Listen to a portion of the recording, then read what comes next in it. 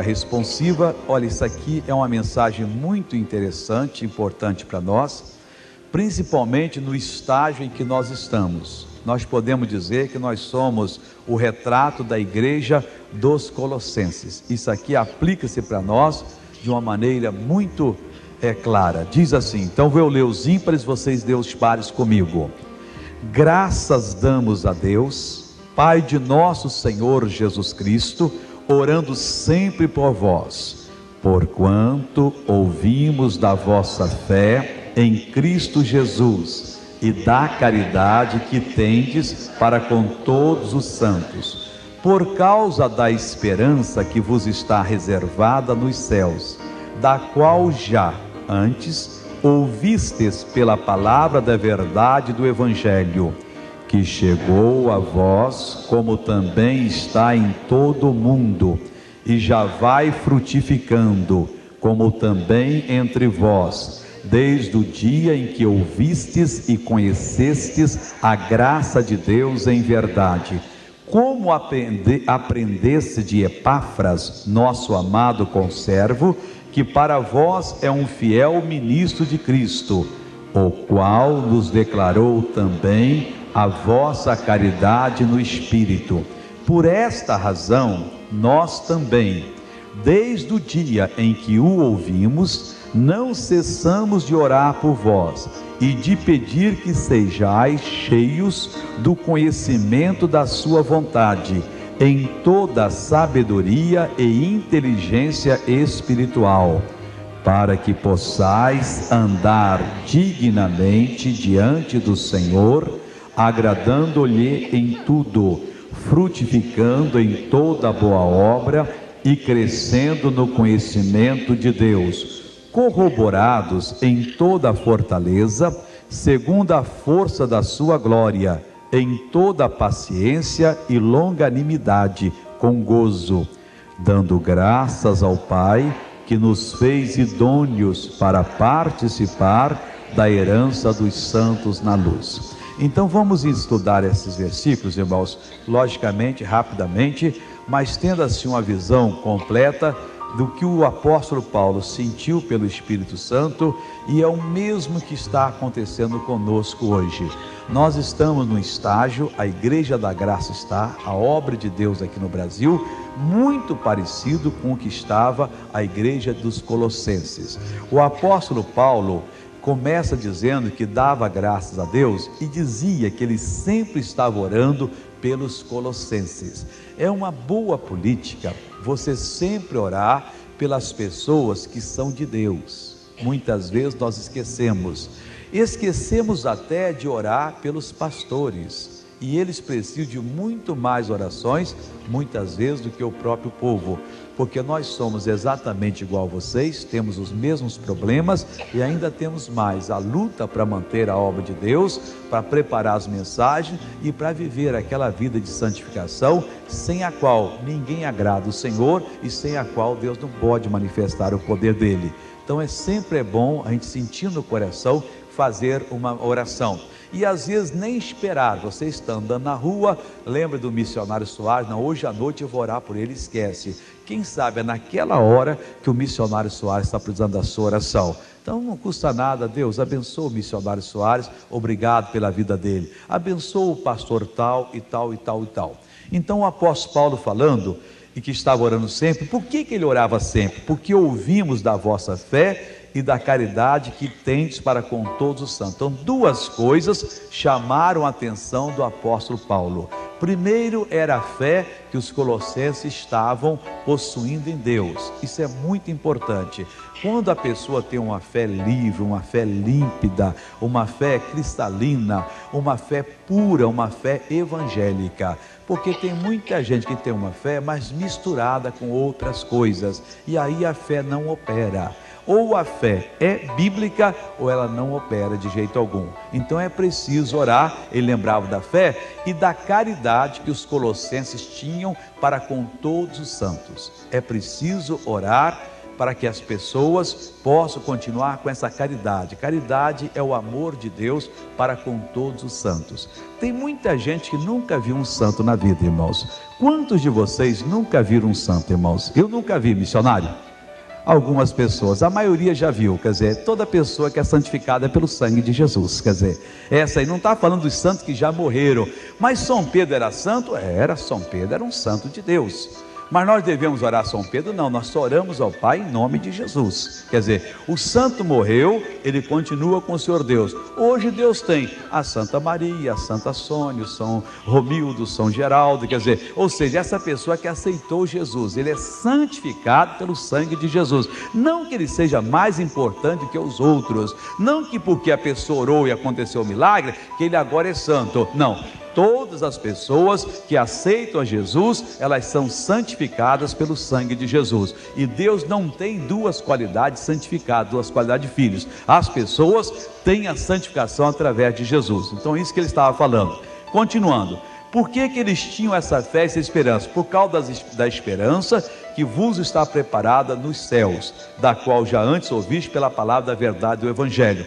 Então, quando a pessoa entende que ele na eternidade não vai ter uma existência vegetativa, ele vai ser uma pessoa abençoada, uma pessoa usada por Deus. Você imagine bem, irmão, que Deus na sabedoria dele fez esse mundo que o diabo conseguiu quase estragar. E esse mundo já tem tanta coisa boa, irmãos, poxa, tanta coisa gostosa, que de você desfrutar, lindas paisagens. Você pega pela ciência, qualquer ramo da ciência é lindo, a mente começa a entender, você fica feliz, quer dizer, com esse conhecimento. Imagine lá do outro lado, onde só tem a perfeição, onde o diabo não entra, o quanto Deus preparou para nós, quer dizer, então por causa dessa esperança, os colossenses tinham uma fé que chegava o Paulo a comentar a fé deles, e eles tinham essa caridade, esse amor para com todos os santos.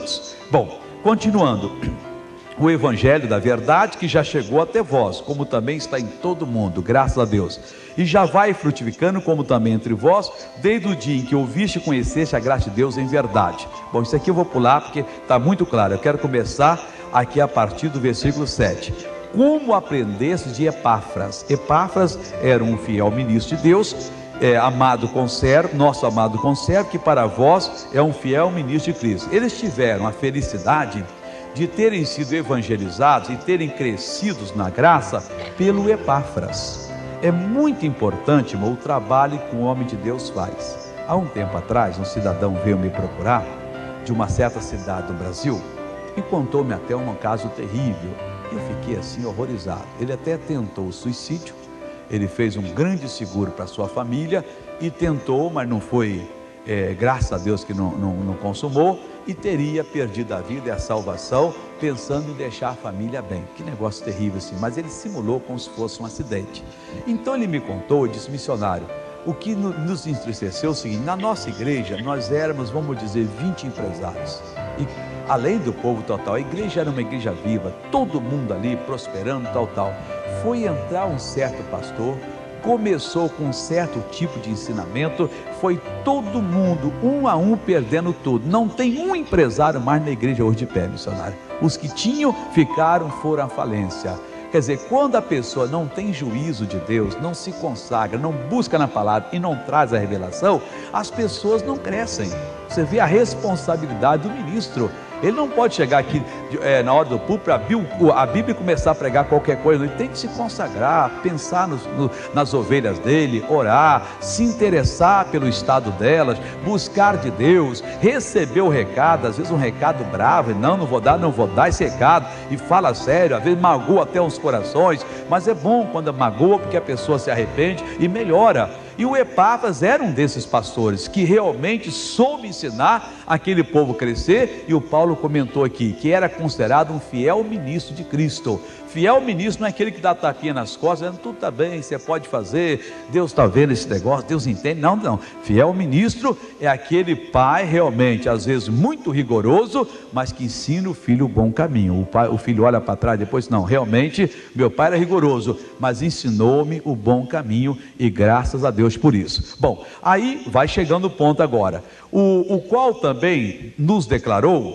nos declarou também a vossa caridade no Espírito. Quer dizer, o Epáfras, ele não só era um pregador, como se fosse um trabalho, um emprego dele. Ele chegou lá e disse: Paulo, os colossenses são demais, eles abriram o coração, eles estão crescendo na graça. Quer dizer, ele vivia a coisa, ele não era um profissional. O profissional geralmente faz a coisa por fazer. Um dia desse eu estava conversando com um advogado no Rio, e eu disse: doutor, me explica uma coisa, quando você perde uma causa, o que você sente? A pessoa tinha direito. Soares, eu não sinto nada, eu sou um profissional. Eu no tribunal, eu brigo, xingo, grito, tal. Depois dali eu pego o advogado da parte contrária, vamos tomar um refrigerante, um sanduíche, eu não quero nem saber o que aconteceu.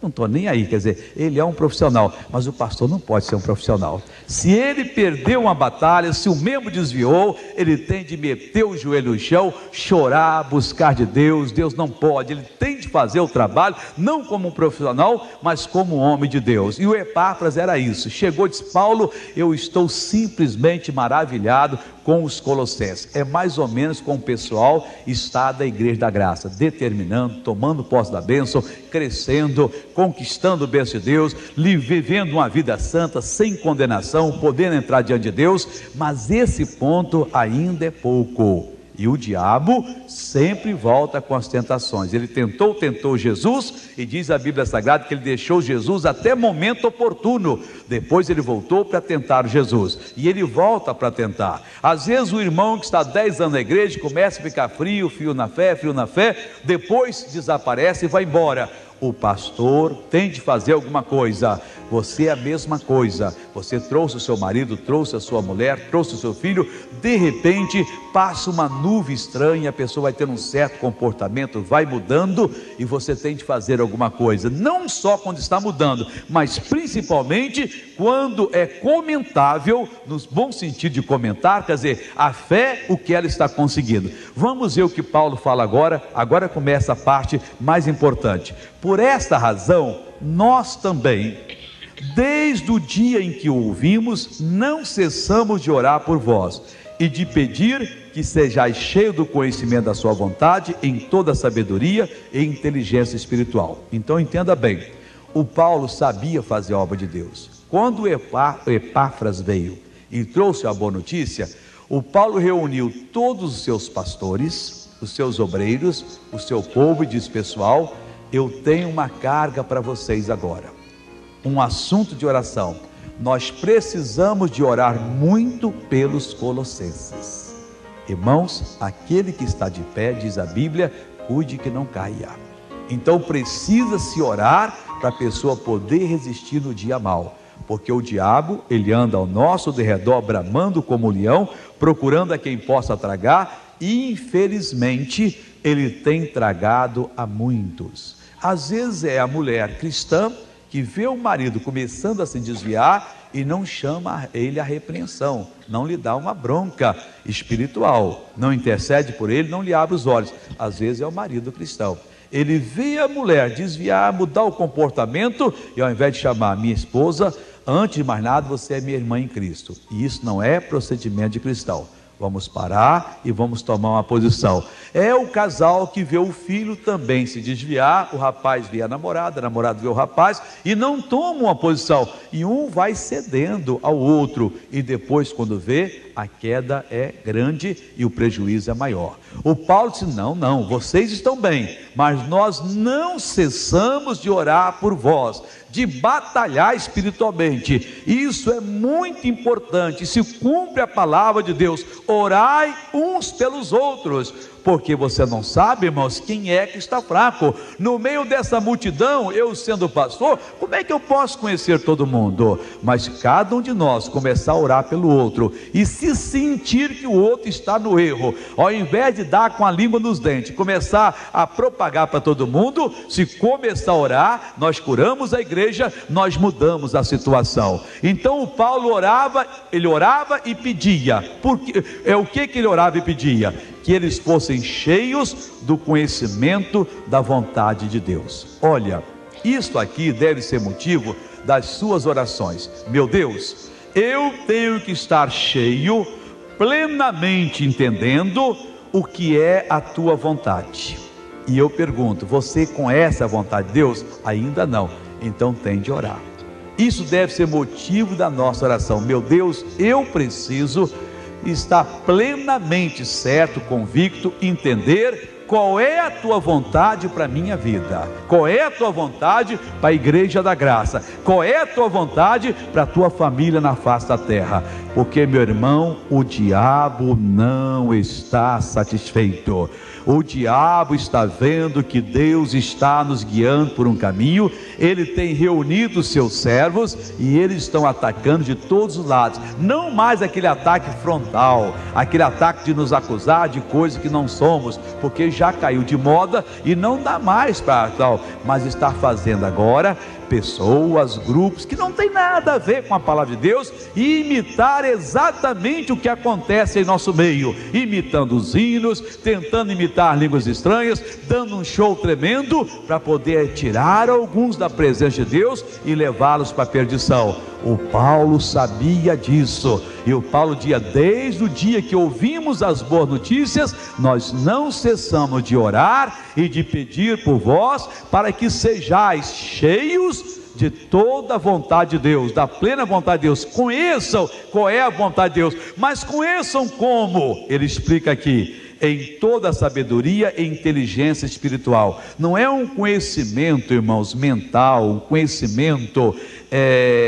intelectual, científico. Isso é muito bonito. O conhecimento científico é lindo, as coisas têm a sua razão de ser, mas as coisas de Deus não tem nada a ver com a mente, elas se discernem espiritualmente. É preciso que cada um de nós receba a revelação, cada um de nós seja iluminado, para que nós não sejamos amanhã levados por qualquer vento de doutrina, por qualquer tentação, por qualquer pessoa que apareça aí querendo ser o sabichão e que infelizmente leva muita gente para a perdição. Não. Cada filho de Deus, cada membro da família de Deus deve ter a iluminação completa e total, deve saber toda a verdade de Deus, toda a vontade de Deus, em toda a inteligência, em toda a sabedoria espiritual. Não é um conhecimento que se adquire nos bancos dos seminários, nos bancos da faculdade. Isso aí é conhecimento para viver nesse mundo,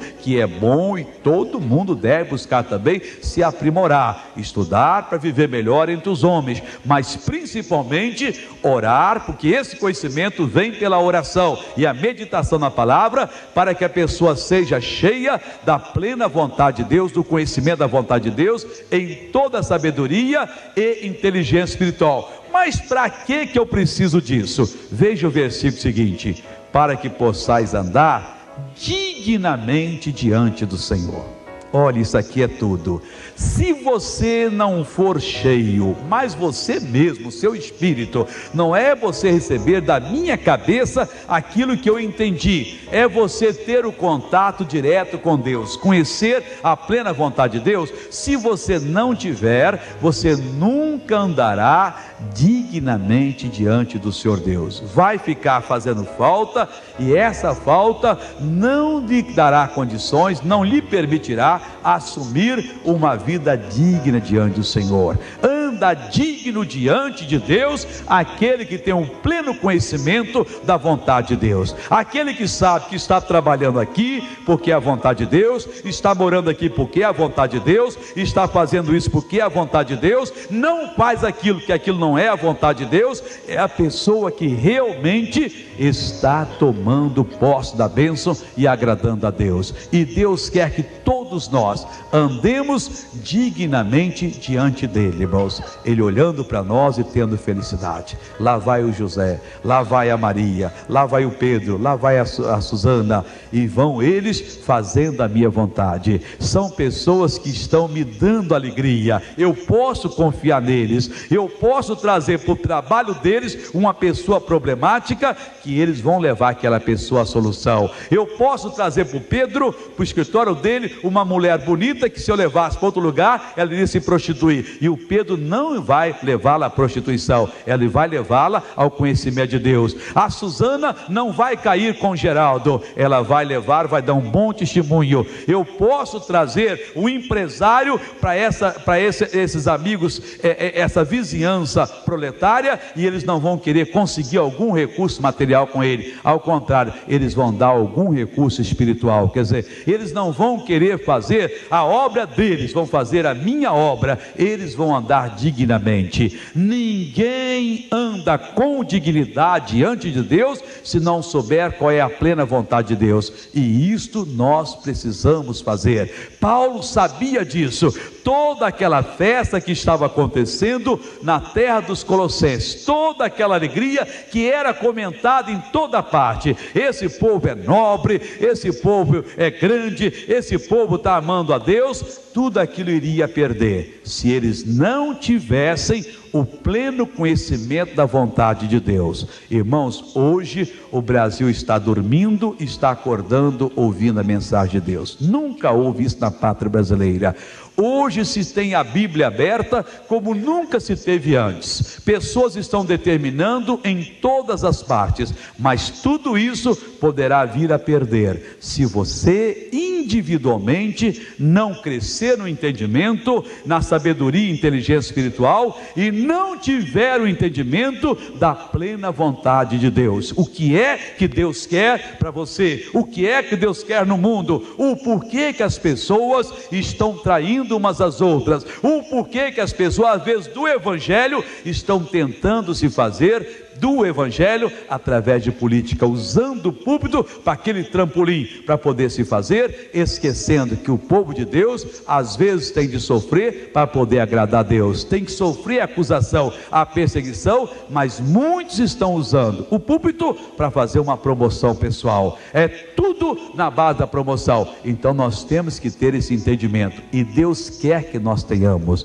Deus quer que cada um de nós sejamos completamente iluminados a ponto de podermos andar dignamente como missionário, andar dignamente agradando-lhe em tudo, onde quer que estivermos, o que for que fizermos, falarmos, decidirmos, será tudo para agradar ao nosso Deus. Seremos pessoas através de quem o Senhor Deus vai manifestar o seu poder, agradando em tudo, frutificando em toda boa obra.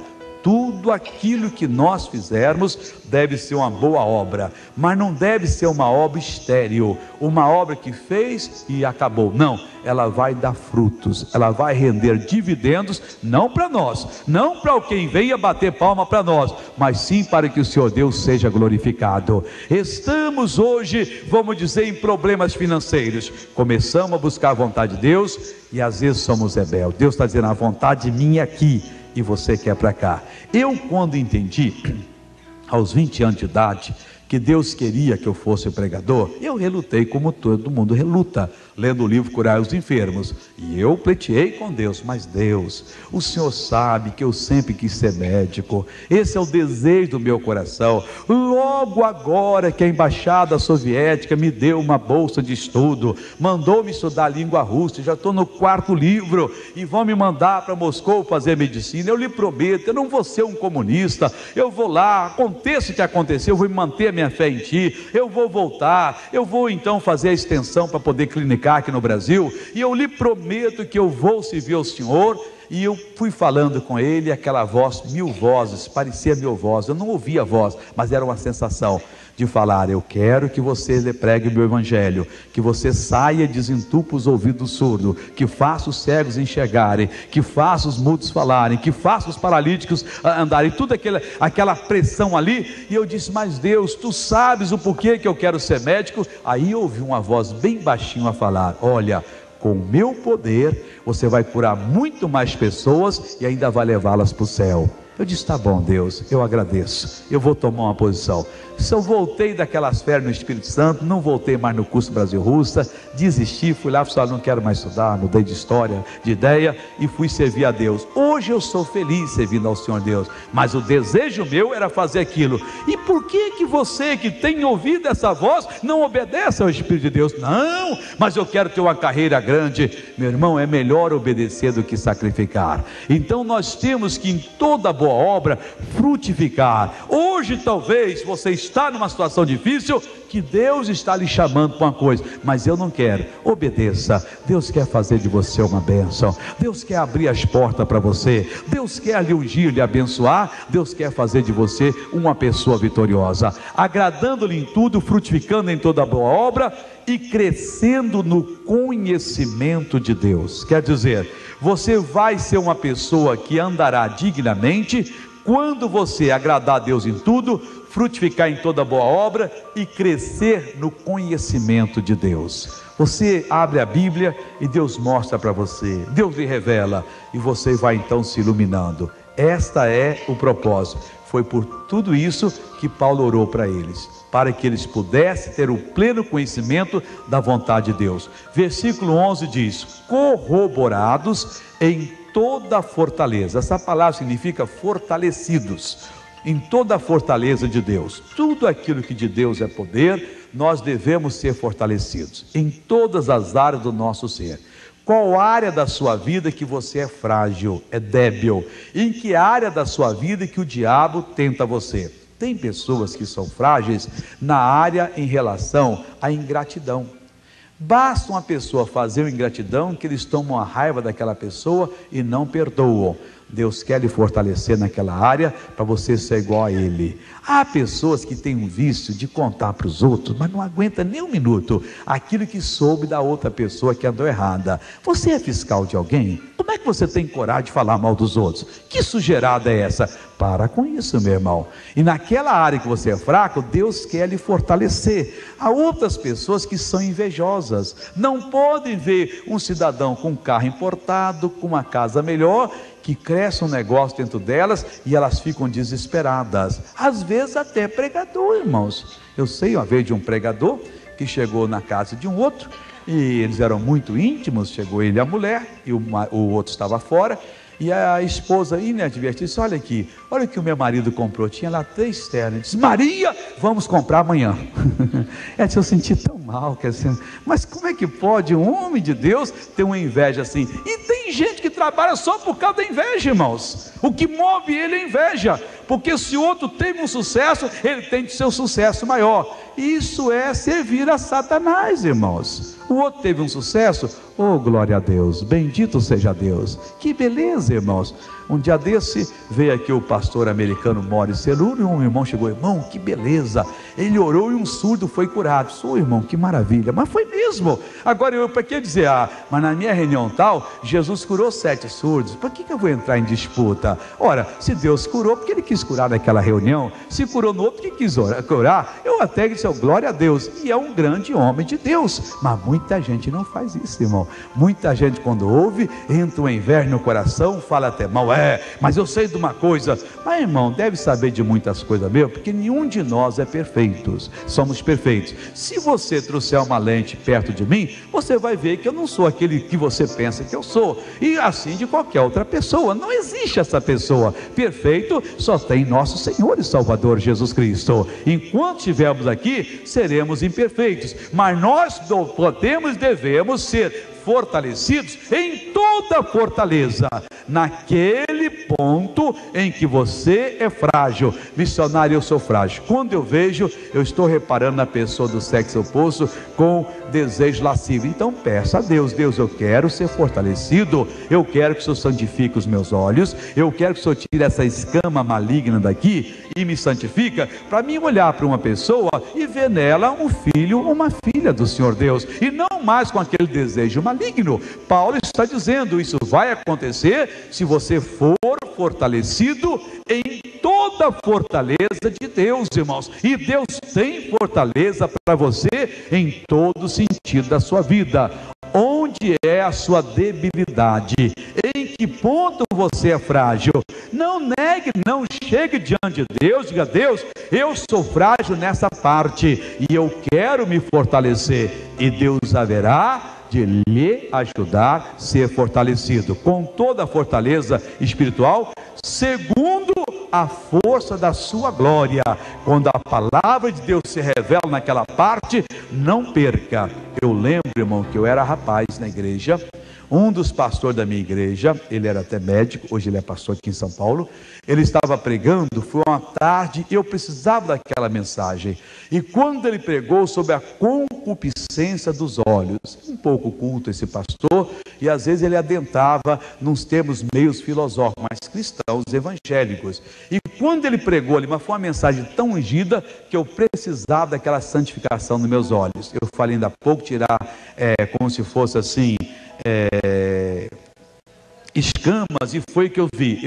Parecia que uma mão vinha com uma pinça e arrancava de mim. E eu ouvi na mensagem: oh Deus, obrigado. Hoje o Senhor está me santificando os olhos. Obrigado, obrigado. Tira daqui, tira do outro, Jesus. E ele continuou na mensagem. Eu não lembro mais a mensagem. Eu sei que volta e meia ele voltava. É a concupiscência dos olhos, o desejo desenfreado do olhar. Eu disse: Deus, tira. E Deus tirou. Quando eu senti que aquela pinça tinha tirado aquelas escamas, eu disse: Deus, muito obrigado. E glória a Deus, eu tive olhos, estou falando olhos espirituais, irmão, não foram olhos físicos, não foi a cura dos olhos que eu tive aos 20 anos, foi uma cura espiritual, porque eu estava com um problema de olhos, nesse caso de olhos espirituais, e Deus me santificou. E como eu chorei diante de Deus naquela tarde de domingo, eu nunca esqueci daquela tarde. Enquanto ele pregava, Deus fez aquele trabalho, e Deus quer fazer esse trabalho na gente, irmão, tirar esse olho invejoso, esse olho lascivo, esse olho maldoso, que você olha para a pessoa, só porque você não vai com a cara dela, você não dá a mínima para ela. Ela é tão importante quanto qualquer outra pessoa. Ela é a imagem e a semelhança de Deus. Ela é uma pessoa única. Irmãos, eu e você somos únicos. Deus nos fez dessa maneira. E quando Deus acabou de nos fazer, Ele quebrou a forma e jogou fora. Eu não vou fazer uma réplica. Eu quero essa pessoa me servindo. Eu não quero clonagem. Eu quero essa pessoa me servindo. E Deus quer você do jeito que você é, transformado pelo poder dele e sendo uma bênção. E você não deve recusar dessa maneira, dessa missão. Você deve aceitar esse chamado de Deus. Então Paulo coloca aqui, irmãos, segunda força da sua glória, em toda paciência e longanimidade. Olha que segredo aqui, irmãos. Deus faz essa obra, mas em toda paciência e longanimidade. Paciência e longanimidade praticamente são a mesma coisa, só aparentemente. Eu já falei aqui uma vez e confirmo que outras pessoas já falaram. Não existe sinônimo na vida, irmãos. Aparentemente, paciência e longanimidade são a mesma coisa. Se fossem, Paulo não teria colocado. O que é paciência? Paciência é aquela capacidade de suportar afrontas com resignação. E longanimidade é a capacidade de suportar afrontas com esperança. É outra coisa. Nós temos que ter essas duas bênçãos. Nós temos que ter a capacidade de suportar as afrontas, as traições, os males que nos fazem com resignação. Não, eu perdoo em nome de Jesus, está acabado. E nós temos que ter essa capacidade de suportar as mesmas coisas com a esperança. Está proposto para mim um gozo nos céus. E por isso eu não vou revidar. Então ambas são necessárias, não são a mesma coisa. Você suporta qualquer afronta, qualquer obra que fizer com você, com resignação e ao mesmo tempo com esperança. Não, eu sou de Deus e eu vou ter um sucesso lá na eternidade. Se tem alguma coisa de receber, eu quero receber lá. Aqui eu recuso receber. Muito obrigado em nome do Senhor Jesus. Então Paulo continua dizendo aqui, com gozo, quer dizer, com alegria. Não é suportar com resignação, pois é, né? Ele fez isso, mas eu perdoo em nome de Jesus. Não, com alegria. Não, ele fez. Oh, glória a Deus, mas eu perdoo em nome de Jesus, não vou nem levar isso em conta. Deus, perdoa o João, perdoa a Maria, que coitado, coitada, foi tão baixo que até chegou a me prejudicar. Mas assim que o Senhor me perdoa, perdoa ela também, e você continua com alegria, porque é a única maneira de servir a Deus. E a mesma coisa com a esperança. Oh Deus, ela fez, mas eu tenho esperança que eu vou ter sucesso. Ela está perdoada em nome de Jesus, e você continua com alegria, porque se você não tiver o gozo, tiver a tristeza, o diabo age em você. Mais cedo ou mais tarde ele traz tudo de volta e você fica remoendo, mas aquela pessoa não devia fazer isso, ela não pode ser abençoada. Olha você agindo como o diabo age. Então você suporta tudo com alegria. Versículo seguinte agora, para nós terminarmos esse estudo, dando graças ao Pai que nos fez idôneos para participar da herança dos santos. Esse deve ser o nosso motivo de viver na vida.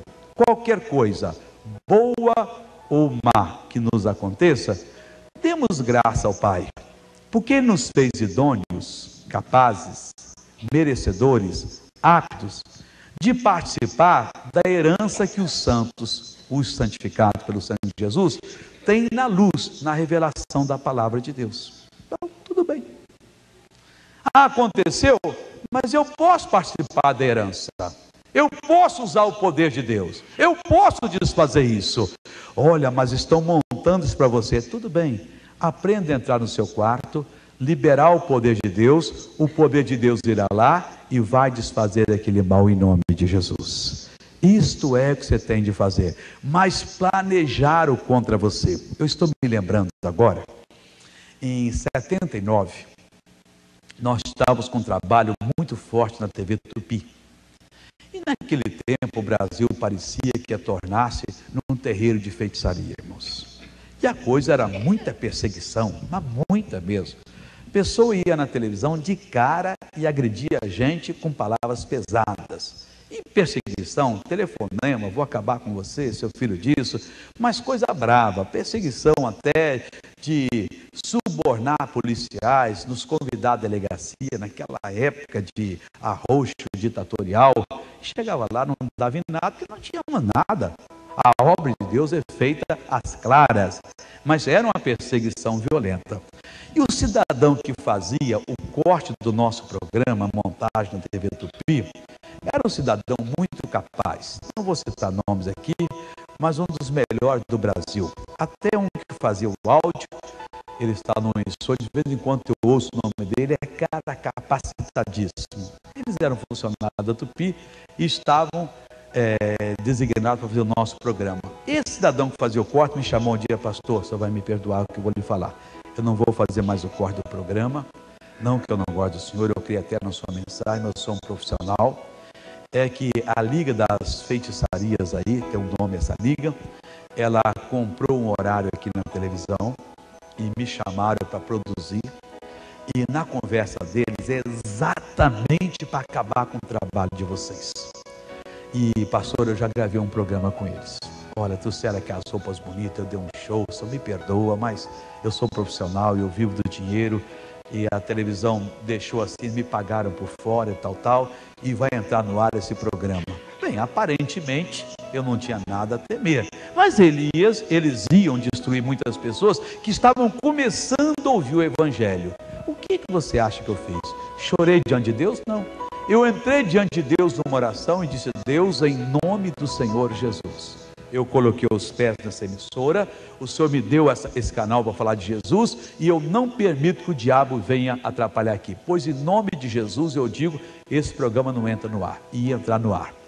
E ele chegou comigo e falou: como é que é? Olha, depois da manhã está no ar. E eu comigo: duvido, e até hoje não foi no ar. Irmãos, aprenda a fazer a obra de Deus, irmãos, porque ali estava envolvido muita coisa. Nós temos uma herança, irmãos. Que herança é essa? Não é dinheiro que foi depositado na nossa conta, não são terrenos, são as promessas de Deus, irmãos, das quais nós somos participantes. Elas são tão minhas quanto suas. Uma vez o Banco do Brasil disse que ia despedir tanta gente. Eu lembro que eu dei uma mensagem na televisão, não falando do Banco do Brasil, mas falando tal, e um gerente me escreveu: missionário, eu estava na lista, foi dito que eu estava, e eu comecei a orar com o Senhor, mudaram a lista, e eu não saí de maneira alguma. Mas acontece, irmão, você tem de aprender, porque Sadraque, Mesaque e Abednego estavam na lista para se queimar na fornalha. O bobo Nabucodonosor, porque quem se luta contra o poder de Deus não passa de um bobo, um coitado, um iludido, pegou os homens de Deus e os amarrou bastante, e os lançou na fornalha, e fechou a boca da fornalha. Horas depois ele vai e manda abrir a fornalha. Quando ele olha, ele tomou um susto e diz: pessoal, nós não lançamos 3? Lançamos. Não estavam atados, amarrados um ao outro? Estavam, devem até ter quebrado o braço, quebrado a cabeça, que pegaram e jogaram lá. Como é que eu vejo os 3 passeando livremente no meio do fogo? Irmãos, eles sabiam participar da herança que os salvos têm na luz. Você tem de saber. Mas como é que você vai saber? Quando você for cheio do conhecimento da vontade de Deus. Quando você saber que a sua salvação não foi um ato meramente que aconteceu por acaso, um acidente da natureza, não. A sua salvação é o plano de Deus. Deus olhou lá dos céus, conheceu você quando você era uma massa informe no ventre da sua mãe, acompanhou o seu desenvolvimento. Ele foi que teceu os seus nervos, que fortificou os seus ossos, viu você vir à luz, lhe guardou, lhe protegeu, viu pelos caminhos e descaminhos pelos quais você andou, e quando você menos esperava, ele lhe atraiu com laços de amor, de afeto e misericórdia, lhe abriu os olhos, lhe deu a salvação, e você é dele, e Jesus disse que da mão dele ninguém poderá nos tirar mais, porque nós agora somos de Deus para sempre, e da mão do Pai ninguém vai nos tirar. Então acabou. Agora nós temos que orar para quê? Para entendermos todas essas coisas, para que possamos participar da herança que os santos têm na luz. Você tem uma herança em Cristo, você tem uma autoridade para mandar essa entidade, esse principado, essa potestade que fechou as portas da sua empresa, do seu emprego, e que não deixa você melhorar, para mandar esse demônio que está drenando o seu dinheiro, fazendo você gastar tudo, mandar ele embora, esse espírito que anda perturbando você, e você anda como um zumbi por esse mundo, pensando até em fazer uma loucura. Não, você já fez uma loucura muito grande, e uma loucura santa, que foi deixar Satanás e aceitar Jesus. Você não tem que fazer a loucura maligna, não. Você já aceitou a loucura de Deus, que é a salvação em Cristo Jesus, e agora você é de Jesus. Agora ninguém pode mais tomar você. Para encerrar, João capítulo 15, versículo 16, o que é que Jesus diz para você? Você é muito amado diante de Deus, você não deve aceitar nada do diabo na sua vida. João capítulo 15, versículo 16, oh glória a Deus. Não me escolhestes vós a mim, não foi você quem escolheu, mas eu vos escolhi a vós, e vos nomeei, para que vades e deis fruto, e o vosso fruto permaneça, a fim de que tudo quanto em meu nome pedirdes ao Pai, Ele vos conceda. Oh, você é muita coisa diante de Deus. Amém, Jesus? Vamos ficar em pé e vamos adorar esse Deus, que nós somos muita coisa diante dele. E orando, adorando, eu vou orar pelas pessoas que estão doentes, necessitadas, oprimidas. E orando, Deus vai fazer um trabalho grande aqui nessa noite. Oh, Deus quer tocar na sua vida hoje.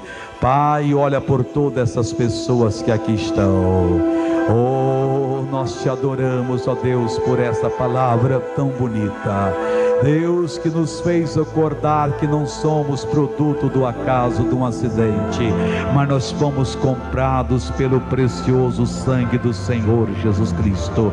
Nós fomos predestinados como um grupo para sermos filhos por adoção, e nós estamos diante de Ti agora agradecendo.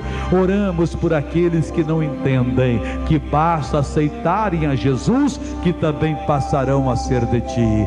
Por aqueles que não sabem, ó Deus, que eles têm uma herança, a herança dos santos na luz, e que eles devem reivindicar essa herança, e que eles devem assumir o lugar deles na tua palavra. Oh meu Deus, nós abençoamos todos agora, e veja, ó Deus, as orações que brotam de corações.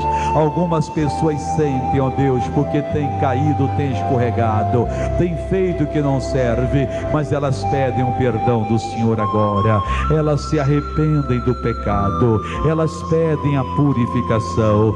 Outras pessoas, ó Deus, estão tristes, estão bastante tristes, meu Deus, porque não têm vencido, ó Deus, mas a partir de hoje elas vão vencer. A partir de hoje essas correntes, ó Deus, vão ser quebradas, essas portas que o diabo tem erguido vão ser derrubadas. Oh meu Deus, essas barreiras vão sair em nome de Jesus. Essas montanhas, ó Deus, vão ser agora mandadas embora e serão, ó Deus, transportadas para muitos lugares diferentes, lá para o meio do mar, porque essa pessoa tem a fé agora, e quem tem a fé pode falar, quem tem a fé pode dizer a esse problema, quem tem a fé pode, deve se levantar agora, quem tem a fé pode, deve tomar posse da bênção. E Deus, eu agradeço agora. Espírito Santo, é tua obra, é tua hora de operar agora, é tua hora de inspirar esses irmãos na determinação, é tua hora de fazer a obra de Deus. Oh, faça agora. E Deus está lhe chamando para um novo começo, Deus está lhe chamando para uma nova obra, e basta que você queira. Oh, aleluias, aleluias, aleluias, em nome de Jesus, Pai. Muito obrigado, obrigado e amém, Jesus.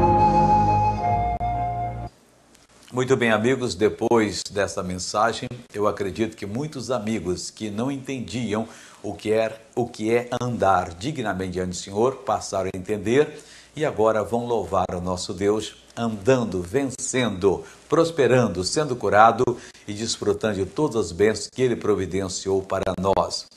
Eu gostaria de chamar a atenção dos amigos de São Paulo, que hoje eu tenho 6 reuniões aqui na sede provisória, Avenida São João, 1035, esquina da Rua Vitória. Eu vou estar agora às 7 da manhã, 9 da manhã, 11 da manhã. Depois 15, 17 e 19 horas.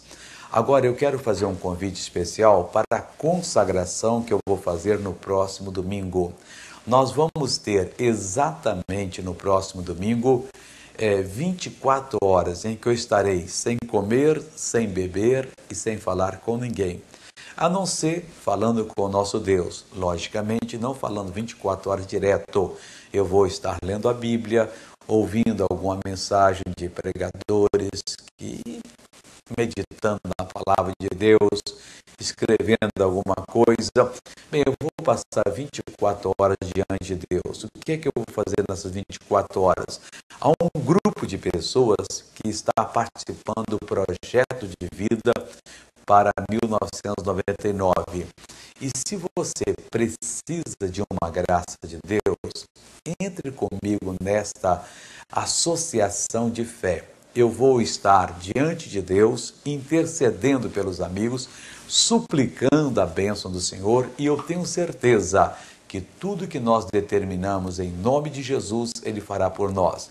Na segunda-feira, dia 1º de março, eu vou ter que pagar os nossos programas.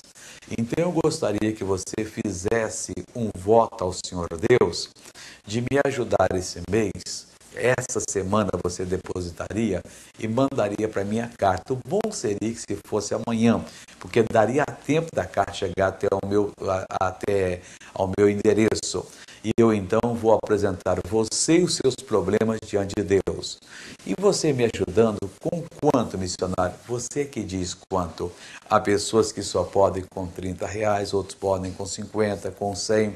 Se você tiver condições de fazer um voto ousado, faça aquilo que você puder fazer. Você vai ao banco, deposita, me manda o recibo e até escolha um dos 3 presentes que eu estou dando esse mês. É o livro do Télio Osmo, Conquistando Almas, Lá Fora Onde os Pecadores Estão, ou do Gordon Lindsay, Divórcio, Casamento e Novo Casamento, ou então a Bíblia Sagrada. Como é que você faz para poder depositar? Por favor, lápis e papel na mão por exemplo, você vai em qualquer agência do Banco Bradesco, você não precisa ter conta. Você vai direto ao caixa e peça assim: eu quero fazer um depósito para a agência 3249-2, na conta corrente 29.315-meia dúzia. Se for no Banco Itaú, agência 0417-0, conta corrente 15.248-5. E já na Caixa Econômica Federal, agência 0221-OP-003, conta corrente 77.26.27-5. O recibo que lhe derem, você coloca no envelope e envie para Igreja